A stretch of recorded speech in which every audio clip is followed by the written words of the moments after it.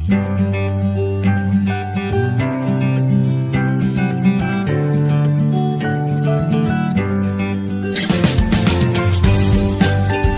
ini kita bahas tentang iblis. Apa saudara? Tentang Lucifer. Ngomong sama sebelahnya, kamu bukan iblis. Nah, mari kita buka Alkitab kita dalam kitab Yesaya pasal 14. Yesaya pasal 14 ayat 12 sampai dengan 17. Kitab Yesaya pasal 14 ayat 12 sampai dengan 17. Saudara yang ganjil, saya yang genap. Wah, engkau sudah jatuh dari langit, hai bintang timur putra fajar. Engkau sudah dipecahkan dan jatuh ke bumi, hai yang mengalahkan bangsa-bangsa.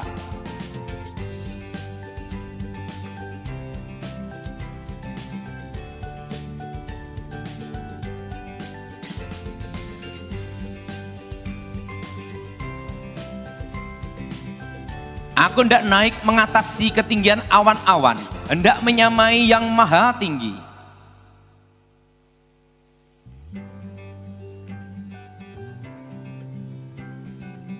Orang-orang yang melihat engkau akan mengamati, merhatikan dan mengamati engkau, katanya, inikah dia yang telah membuat bumi gemetar, dia yang telah membuat kerajaan-kerajaan bergoncang.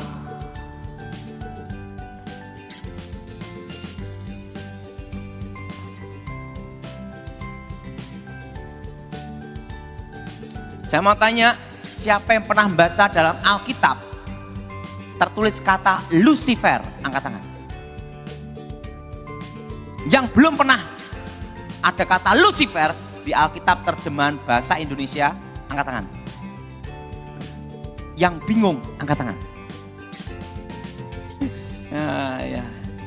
Kata Lucifer itu dalam bahasa Inggris Alkitab King James. Apa saudara? King apa dah?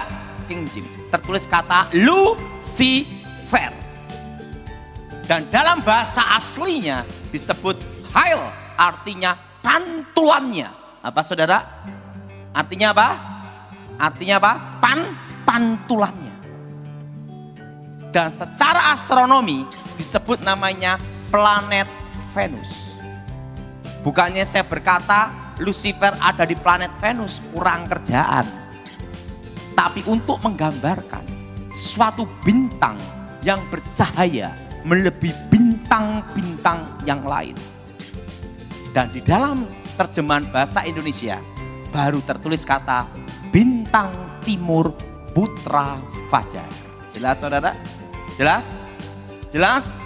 Jadi kata Lucifer itu dalam versi King James. Terjemahan King James bahasa Inggris. Nah kebetulan saya bahasa Inggris tidak bisa, taunya hanya satu, I love you. Nah saudara, jadi kata Lucifer itu dalam terjemahan bahasa Inggris versi apa saudara? King James. Nah, bintang timur putra fajar. Sebelum Allah menciptakan manusia, yang paling awal Tuhan menciptakan malaikat. Malaikat yang diciptakan Tuhan itu berlaksa-laksa, beribu-ribu laksa, berpuluh-puluh ribu laksa, berlaksa-laksa. Kalau mau tahu jumlahnya tanya Tuhan sendiri. Bayangin berlaksa, satu laksa itu 10.000. Berlaksa-laksa, beribu-ribu laksa, berpuluh-puluh ribu laksa, berlaksa-laksa. Itu bisa miliar sampai triliun. Nah saudara, di situ pula diciptakan malaikat yang terkuat. Yang pertama bernama Mikael. Siapa saudara? Panglima bala tentara Tuhan, jenderalnya Tuhan. Apa saudara? Apa saudara? Jenderalnya apa? Mikael. Kedua, diciptakan malaikat terkuat kedua yang bernama Gabriel. Siapa saudara? Penghulu para malaikat. Dan yang ketiga, diciptakan malaikat yang lebih hebat, lebih dahsyat, melebihi malaikat-malaikat yang lain. Malaikat ketiga diciptakan dengan pantulan Tuhan sendiri. yang bernama Lucifer. Lucifer. Nah, saudara, Lucifer ini adalah malaikat yang disayang Tuhan, membawai sepertiga malaikat. Berapa saudara? Dan Lucifer ini adalah pemimpin pujian, penyembahan kepada Allah. Dan Lucifer ini dekat dengan tahta Tuhan. Dan Lucifer ini tahu banyak rahasia tentang Tuhan. Karena Lucifer dekat dengan Tuhan. Kalau kita dekat dengan Tuhan, secara otomatis kita tahu kehendak dan rencana Tuhan. Betul? Karena tahu banyak rahasia tentang Tuhan, tahu tentang Tuhan, Lucifer ingin menjadi Tuhan. Perlu saudara tahu, seorang pencipta pasti tahu kelemahan ciptaannya. Seorang guru tidak akan memberikan muridnya 100%, maksimal 75%. Jaga-jaga, murid murtad sikat pakai ilmu pamungkas. Betul? Nah, Lucifer karena tahu banyak rahasia tentang Tuhan, Lucifer ingin menjadi Tuhan. Lucifer merencanakan. Ini semua merencanakan. Apa saudara? Apa saudara? Merencanakan. Merencanakan dan punya keinginannya sendiri. Melawan, memberontak kepada Allah. Dan ikut dalam pemberontakan Lucifer adalah sepertiga malaikat. Terjadilah pertempuran di surga. Sebelum di bumi main keroyokan, di surga sudah keroyokan. Jelas? Ingat, yang berpihak pada Tuhan 2/3. Yang melawan Tuhan berapa saudara? 1/3. Terjadilah pemberontakan di surga. Wah, terjadilah keroyok-keroyokan. Lucifer dikeroyok. Gabriel sama Mikael 2/3. Terjadilah pertempuran di surga. Tuhan Maha Kuasa. Lucifer kalah. Dibuang ke bumi. Jadilah iblis. Apa saudara? Jadi yang disebut iblis, Satan, ular naga tua, rajanya para setan, itu satu oknum, yaitu Lucifer. Dan sepertiga malaikat yang jatuh ke dalam dosa, jadilah setan-setan. Jadi iblis sama setan sama atau beda? Beda. Iblis itu adalah rajanya para setan. Ngomong sebelahnya, dan kamu bukan setannya. Amin. Amin. Rajanya para setan. Dalam kehidupan ini, yang paling mengecewakan dan yang paling menyedihkan, kalau kita dikhianati orang yang paling kita cintai. Betul? Orang yang paling kita sayangi atau orang yang paling kita percaya. Siapa yang setuju? Angkat tangan. Yang angkat tangan ngalami. Demikian Tuhan. Tuhan sangat sedih dengan pemberontakan Lucifer. Tuhan sangat kecewa dengan pemberontakan Lucifer. Tapi Tuhan perlu teman untuk bicara. Teman untuk ngobrol. Saudara, kita menikah, yang kita harapkan pasangan kita itu saling memahami, saling mengerti, dan bisa diajak bicara. Betul? Betul? Laki-laki nikah sama perempuan, secantik apapun, dikatakan cantik itu 3 bulan. Setelah itu yang penting bisa diajak ngomong, diajak bicara, saling mengerti dan saling memahami. Betul? Suka dan duka. Siapa yang setuju? Angkat tangan. Nah, saudara, cantik, cerewet, suaminya stroke. Betul? Betul? Betul? Orang nikah itu penting apa? Bisa diajak bicara dan mengerti. Saya bersyukur sama Tuhan, saya punya istri yang baik. Walaupun tidak bisa masak. Bayangin, saya itu dari menikah sampai sekarang kira-kira 15 tahun kalau di rumah hanya makan telur. Nah, tetapi istri saya bisa diajak bicara ngomong gitu. Nah, dalam pernikahan tuh penting itu, betul? Bisa diajak ngomong, diajak bicara. Apalagi kalau sudah umur 60-70, jadi teman, betul? Betul? Betul? Nah, saudara, Tuhan sangat kecewa. Tuhan sangat sedih dengan pemberontakan Lucifer. Tapi Tuhan perlu teman untuk bicara. Karena Lucifer diciptakan lebih mulia, melebihi malaikat-malaikat yang lain.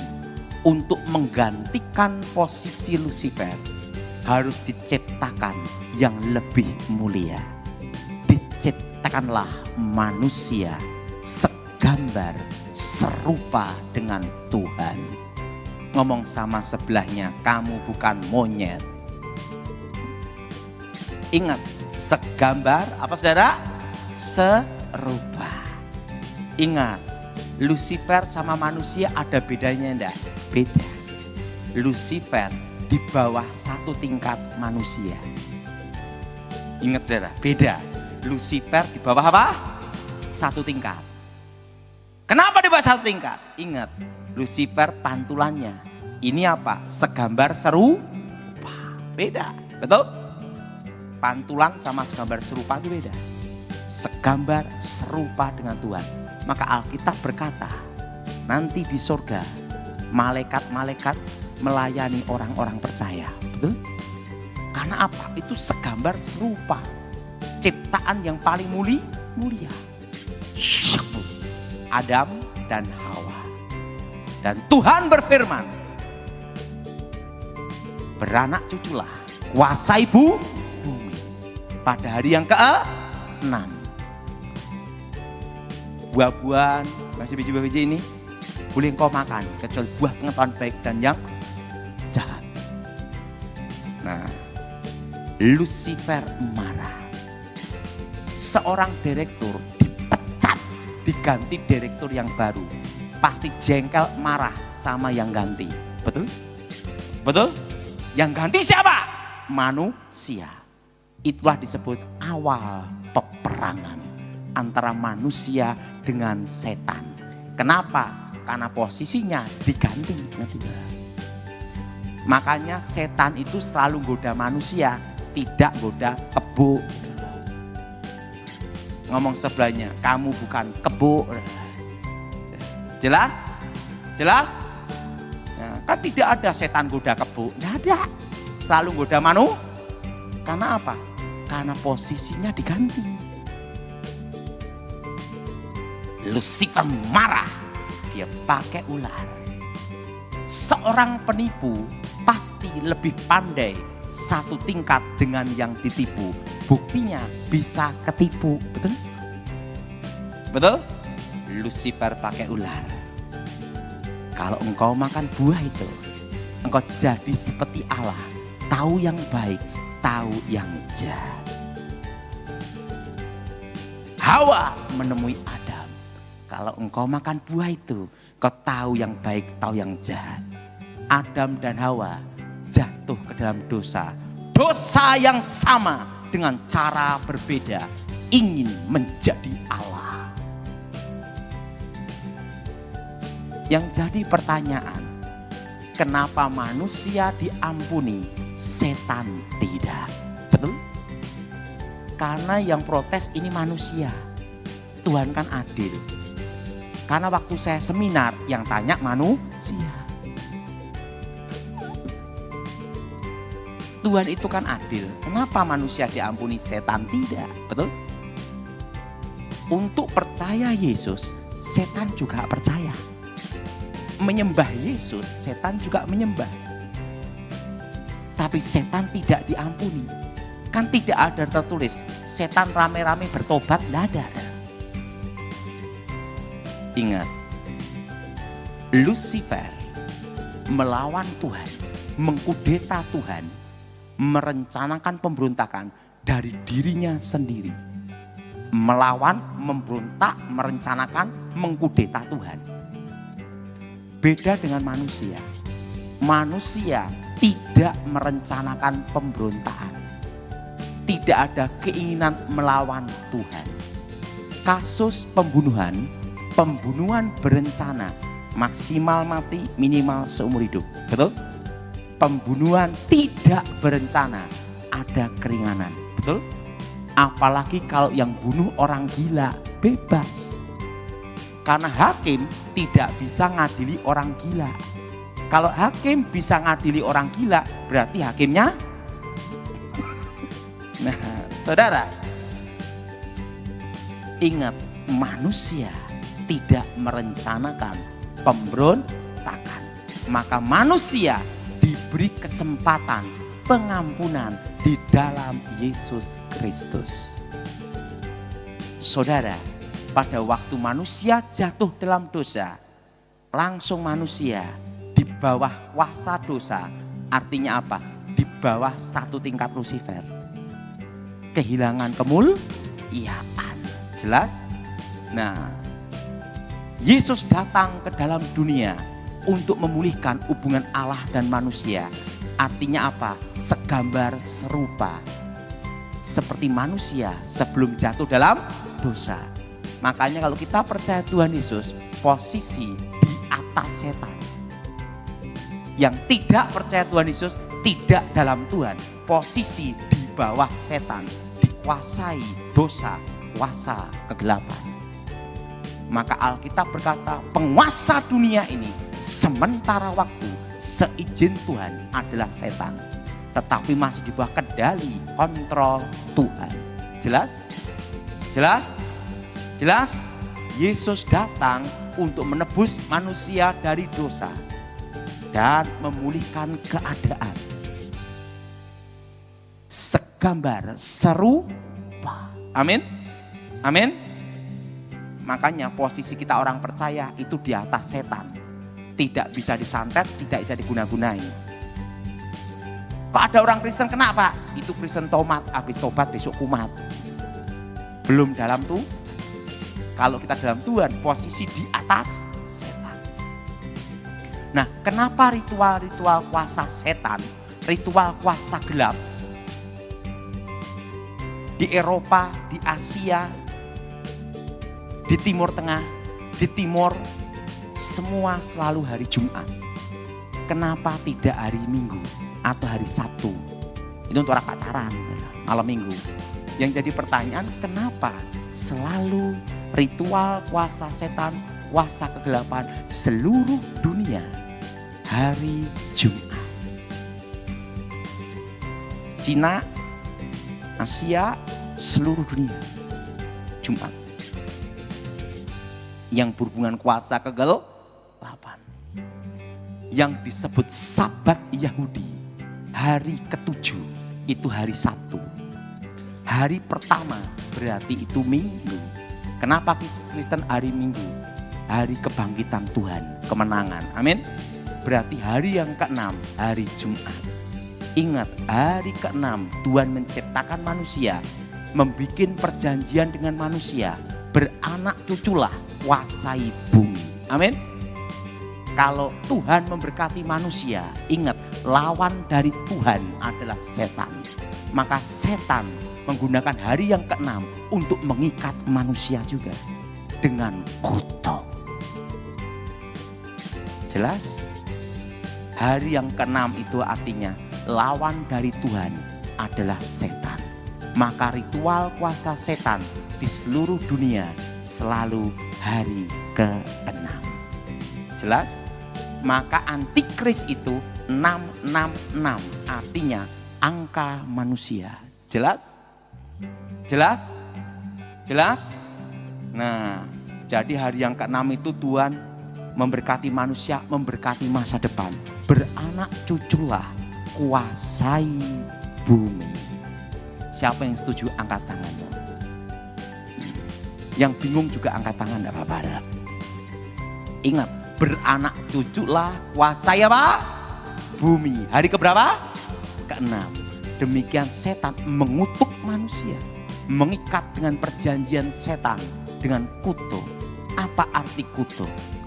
Ikutin saya semua. Kata-kata yang mengikat, yang menyebabkan penderitaan, kesengsaraan, kehancuran, malapetaka, kecelakaan, sakit penyakit, kemiskinan, kematian abadi. Itu namanya kutuk. Jelas kan?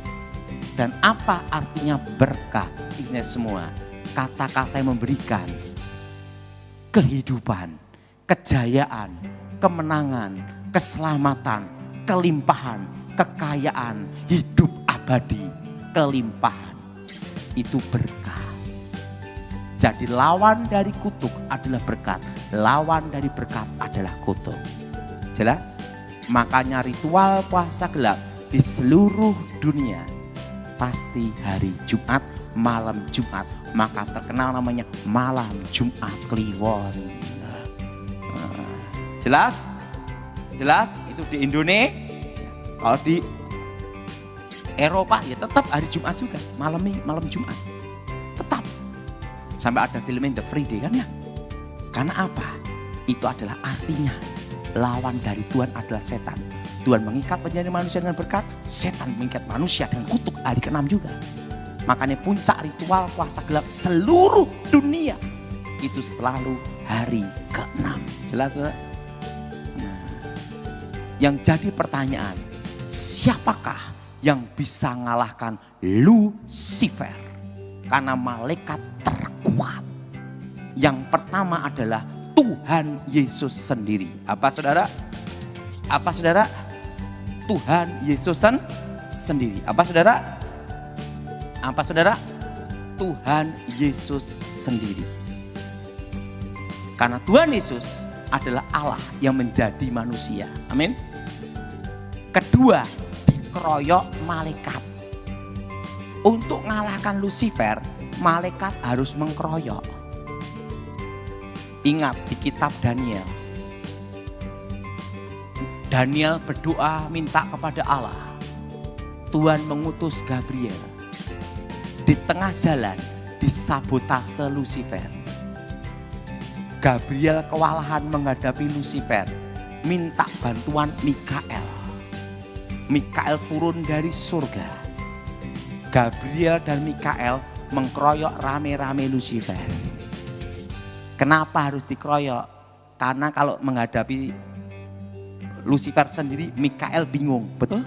Karena malaikat Gabriel, Mikael mengkeroyok rame-rame Lucifer. Lucifer kalah, lari. Mikael kembali ke surga. Gabriel menemui Daniel, wahyu akhir zaman. Jelas? Jelas? Jadi untuk mengalahkan Lucifer, malaikat harus mengkeroyok. Pak Daud kok tahu Lucifer gimana? Karena saya pernah ketemu dia. Jadi saya tahu rahasia ini. Tentang awal penciptaan. Dan yang ketiga, dikalahkan oleh orang-orang percaya di dalam nama Tuhan Yesus. Kenapa orang percaya bisa mengalahkan Lucifer? Ingat, waktu kita percaya Tuhan Yesus, hubungan kita dipulihkan segambar serupa dan kita layak memanggil Allah sebagai Bapa. Kembali ke tingkat awal lagi. Sebelum jatuh dalam segambar seru di atas malaikat. Jelas? Jelas? Jelas? Jadi ingat, kita orang percaya itu di atas setan. Orang yang tidak percaya Tuhan, tidak dalam Tuhan, itu di bawah setan. Bawah kuasa dosa. Jelas saudara?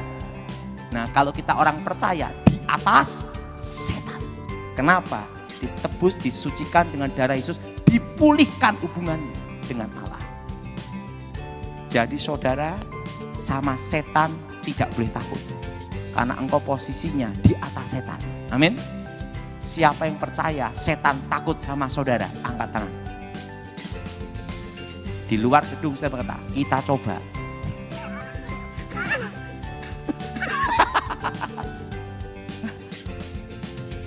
toilet aja takut, gimana ngadapi Lucifer.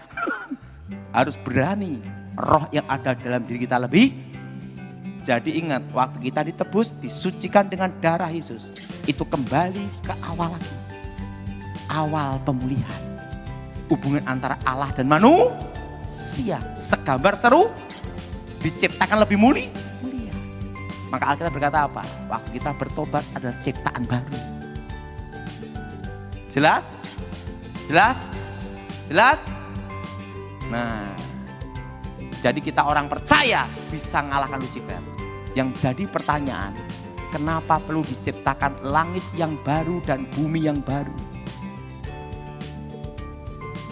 Apa Tuhan kurang kerjaan? Kan gitu. Ikutin saya semua. Langit yang sekarang ini akan lenyap.